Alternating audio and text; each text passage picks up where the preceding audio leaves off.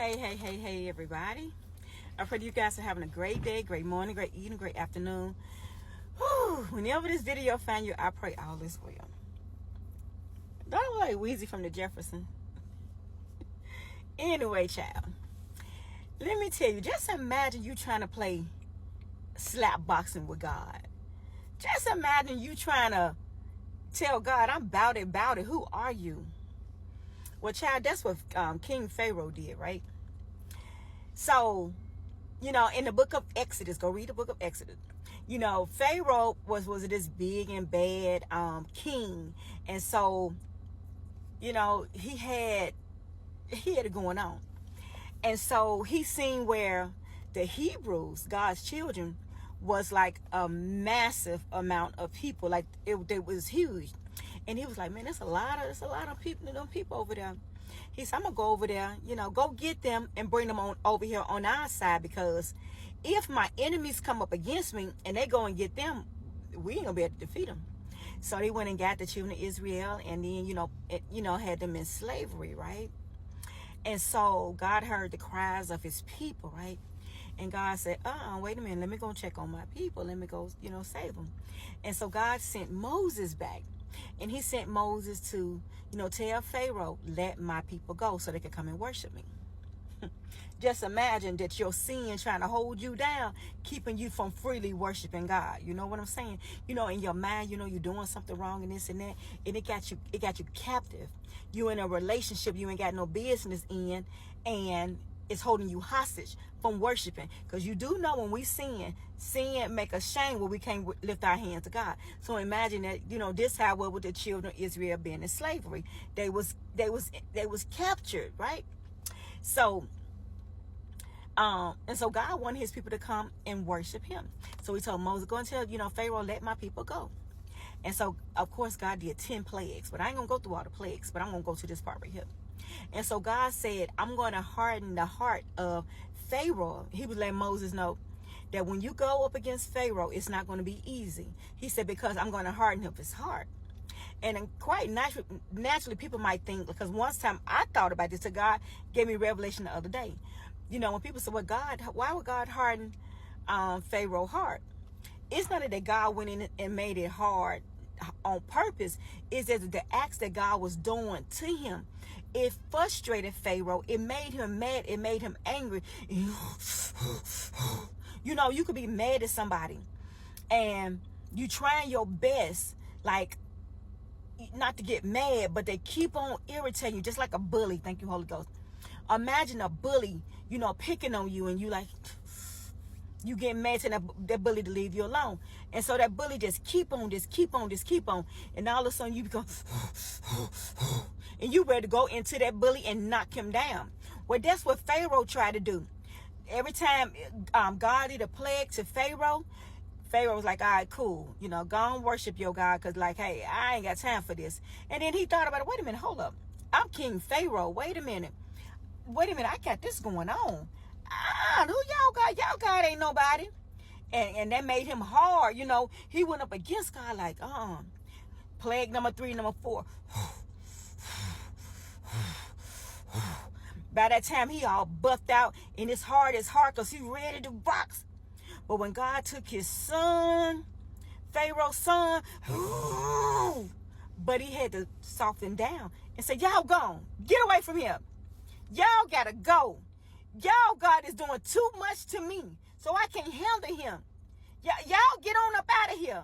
So the children of Israel, as Moses was leading them, to the promised land where God was sending them, Pharaoh had to think about that thing again. Pharaoh was like, wait a minute, hold up, wait a minute. Remember, God always said he gonna harden the heart of Pharaoh, which means he gonna do so much, Pharaoh gonna get mad. And Pharaoh, he cried about the death of his son and the firstborn sons of all the males in Egypt. And so he had to think about it. Wait a minute, God did this, God did that. That God killed my son and killed y'all's son. Wait a minute. And not only that, God took, y'all gave away all that gold and silver. Y'all gave, what the slaves didn't have, y'all ain't gave it to them. Now they got a whole lot and they gone off with our stuff. And Pharaoh, there you go. got mad. He said, load up the chariots, load them up. We got to go get our stuff back. Because who they think they is? Baby, and Pharaoh's heart was so hard and he was so mad that he told them to load up. Let's go. Let's go. Now, the children of Israel ain't had nothing to fight with. Only thing they know that we out here like, oh, what's going on? What's going on? And so then they got to the Red Sea, right? And where the children of Israel was like, wait a minute, hold up. We in trouble. Here come Pharaoh in his chariots, and the children of Israel got afraid. Like, what we gonna do? What we gonna do? What we gonna do? What we gonna do? Here they come. But remember, Pharaoh, he was mad, so he wasn't even thinking about what they had before them. And so God opened up the Red Sea, right? And Pharaoh, he was so mad and so angry. He seen that the sea was open, but by this time, like, his heart was hard. He was mad. He was like, I don't care what. They going across land, I'm coming too. Who they God think they is. So Pharaoh and his army got drowned in the sea because after God got his people to safety, God closed the river back up. He waited till Pharaoh and his guys got on land, and he closed the water back up and drowned each and every one of them. I just want to just tell you, don't you ever think that your arms is long enough to box with God. Don't you ever think that you could even slap box with God, because you'll never win. Pharaoh died because he was so big and bad to go against God and go and get back what God said belongs to him. He was so big and bad that he drowned in the Red Sea, baby. Well, that's the same thing with you and I. Don't you ever think that you so big and bad that you can do whatever you want to do. You can love who you want to love. And God said that same-sex marriage isn't it. You can love. No, that man isn't your wife. That husband, that woman isn't your wife or husband. However it go. How bad do you think you are that you think that you can go right here and you can be dealing drugs and selling drugs? Your arms ain't never big enough to box with God. What's so amazing with God? God allow us to go through these things. He allow us to do these things because our little flesh get in the way. But when God put it on your heart to say, stop what you doing, don't you dare harden your heart against God. Because remember, God knows what's best for us. He knows our beginning to our middle to our end, baby. He knows that if you continue in your own way of destruction, baby, you gonna drown. I can testify for myself. I don't minister because I want to get on here and just entertain. I minister because I once was. I once did. I once. And I still strive every day. So I want to encourage you, don't you ever think you can slap box with God. If God tell you to leave that relationship, baby, leave it.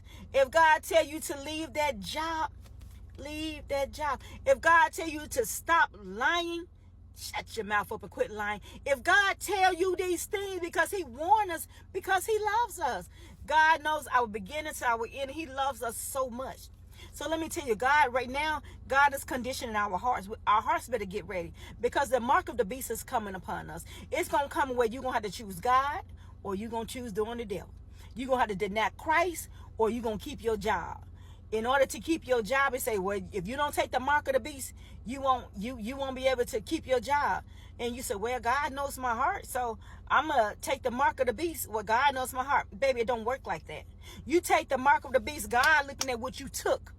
He ain't looking at your heart anymore. He looking at what you took. Because if your heart truly was for God, you would not take the mark of the beast. Well, look, I ain't going to get all so ahead of myself. I come back with a whole thing like that.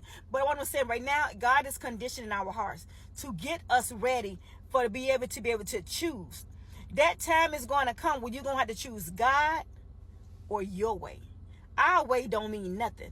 Pharaoh found out the hard way. He drowned because he tried to come up against God. You can't come up against God, especially when it comes to his people. Remember, sin can't come up against you when it comes to God. No material possession can come up against you when you belong to God. So I want to encourage you, sweetheart, love, pookie poop, baby, open up your Bible and get that strong relationship with God, so that when the enemy come up against you and try to present you with these delicacies, that you be able to stand and say, You can box with the enemy, because it's God who's fighting for you. You can box against the enemy, but you can't box God. So you guys have a blessed day. Again, remember, you can't slap box with God and think you're going to win.